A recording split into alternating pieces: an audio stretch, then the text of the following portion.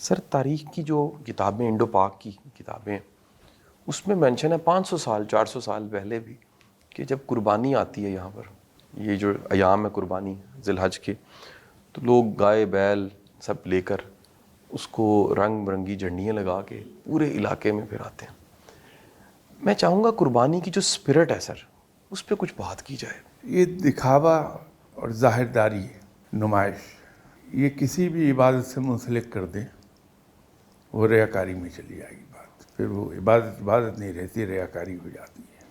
یہ جو قربانی ہے یہ تو بڑی مبارک اور اعلیٰ سنت ہے، ہم اس کو سنت ابراہیمی سمجھ کے ہی اس پہ عمل کرتے ہیں، اور اس کا کلیتاً معاملہ رب تعالیٰ کے ساتھ ہے، تو یہ کوئی زیادہ قابل ستائش بات نہیں ہوگی کہ ہم قربانی کا جانور اس کی اس طرح نمائش کرتے پھریں۔ کسی نے مولانا روم سے یہ پوچھا تھا کہ موسیقی حلال ہے یا حرام ہے، تو مولانا روم نے بڑا خوبصورت جواب دیا تھا، کسی امیر کے برتن میں چلائی جانے والی چمچ کی آواز اگر کسی غریب کے کانوں میں پڑے تو بدترین موسیقی ہے۔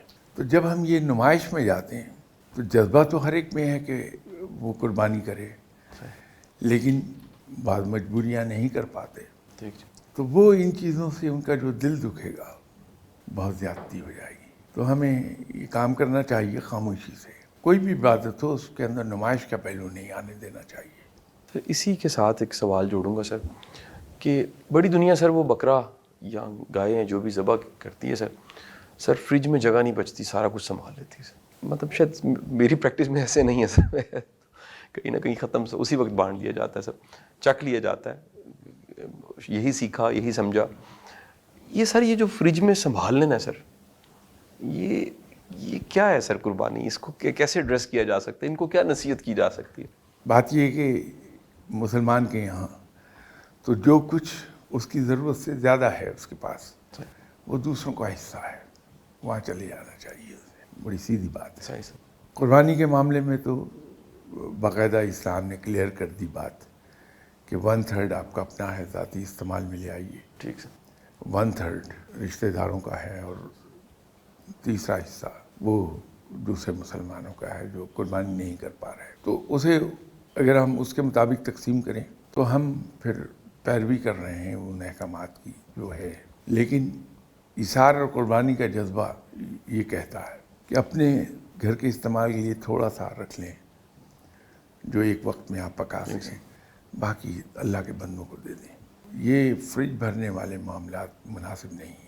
سر لوگ صفائی ستھرائی کا خیال نہیں رکھتے سر، یعنی شاید کھانے گوشت کھانے کی وجہ سے جو بیماری ہیں، پیٹ کے ڈاکٹر بتاتے ہیں تیزی کے ساتھ مریضوں کی تعداد بڑھ جاتی ہے، لیکن دوسرا سر جو دیکھا گیا ہے سر ڈائریا اور بیماریاں، گندگی، آلائشیں، سر مسلمان تو نصف ایمان صفائی ہے سر اس کے لیے۔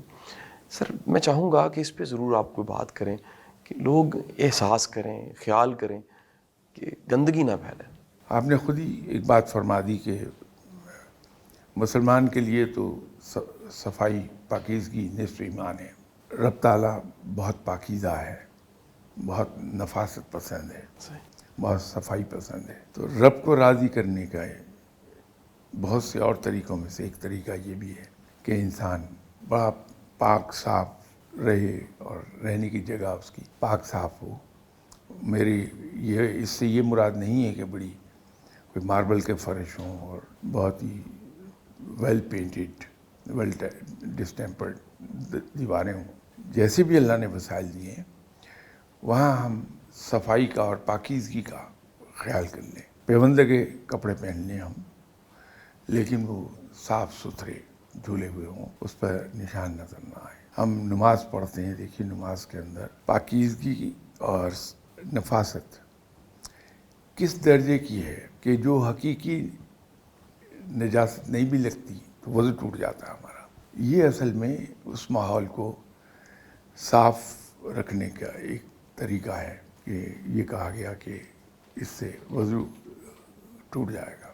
تو اسلام میں تو یہ ہے، تو ہمیں اصل میں ڈیمونسٹریٹ کرنا چاہیے مسلمان لوگوں کے لیے، نان مسلمس کے لیے، کہ ہمارے یہاں مذہب میں صفائی پہ جتنا زور ہے ہم مسلمان واقعی اتنے ہی صاف ستھرے ہیں. تو صرف یہی ضروری نہیں ہے کہ ہم صرف اپنے گھر کو اور اپنی ذات کو صاف رکھیں. اگر ہم میں سے ہر آدمی اپنے ذمے یہ لے لے کہ میرے گھر کا جتنا فیس ہے اس کے سامنے جو اسٹریٹ ہے یا روڈ ہے اتنا حصہ میں صاف رکھوں گا. بالکل ٹھیک سر. یقین کیجیے کہ آپ کی گلیاں اور آپ کی سڑکیں چمکنے لگیں گی اگر صرف اتنا سا کام کر لیں کہ میرے گھر کا فیس اگر چوڑا ہے 50 گز تو میں اس کے سامنے 50 گز کی جو اسٹریٹ ہے یا روڈ ہے اس کی صفائی اپنے ذمہ لے لوں کیا بات. کہ میں اسے بالکل صاف رکھوں گا. آپ کی پوری سڑکیں اور گلیاں صاف ہو جائیں گی.